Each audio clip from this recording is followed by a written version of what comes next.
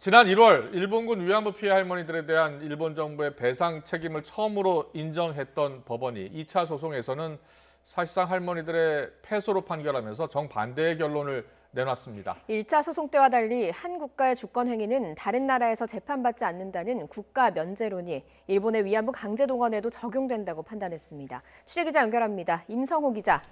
네, 서울중앙지방법원입니다. 네, 1차 소송 때는 할머니들 승소를 했고요. 2차 소송에서는 사실상 패소한 것으로 봐야 되겠죠. 네, 그렇습니다. 이용수 할머니와 고 김복동 할머니 등 20명이 일본 정부를 상대로 낸 손해배상 청구 소송의 선고가 오늘 오전 서울중앙지법에서 열렸는데요. 법원은 할머니들의 소송 제기를 각하하면서 사실상 원고 패소로 판결했습니다. 각하는 소송 요건을 갖추지 못한 경우에 본안을 심리하지 않고 내리는 결정인데요. 1차 소송 때와 마찬가지로 이번에도 핵심 쟁점은 과거 일본의 위안부 강제 동원에 국가 면제론을 적용할 수 있는지 여부였습니다.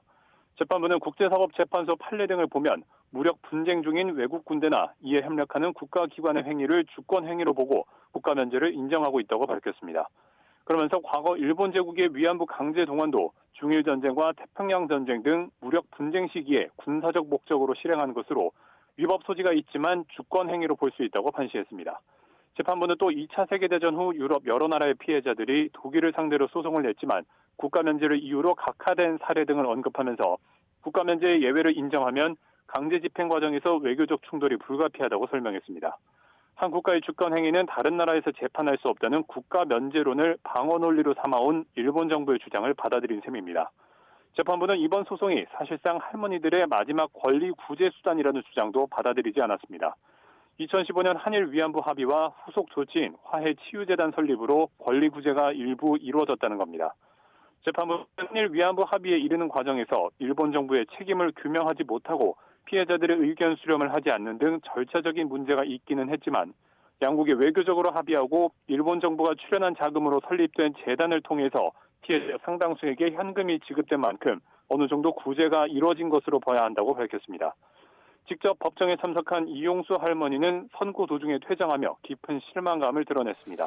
또 이번 판결은 너무나 황당한 판결이라고 비판하면서 국제사법재판소 제소가 필요하다고 목소리를 높였습니다. 피해자들을 지원해온 시민단체 측도 반인권적 범죄의 국가 면제론을 인정하지 않는 국제인권적 흐름에 역행하는 판결이라고 지적하면서 할머니들과 상의해서 항소하겠다는 뜻을 밝혔습니다. 또 이번 판결과 상관없이 일본의 배상 책임을 확정한 1차 소송 판결은 반드시 이행돼야 한다고 강조했습니다.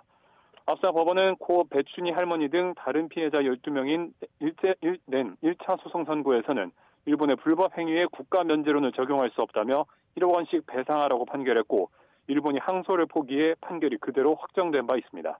지금까지 서울중앙지법에서 YTN 임성호입니다.